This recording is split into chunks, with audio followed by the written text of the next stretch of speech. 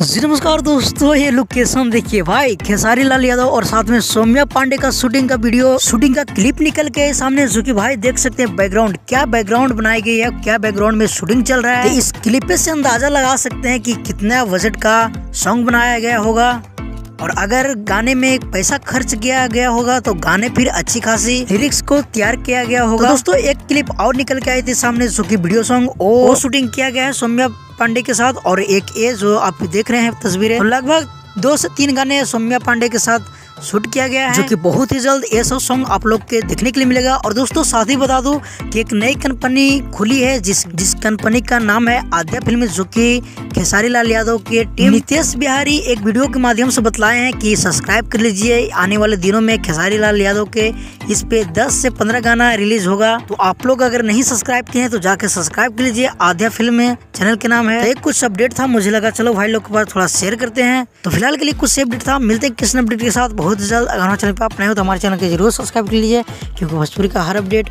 सबसे पहले हमारे चैनल पे आता है। जब तक लिए जय हिंद, जय भोजपुरी।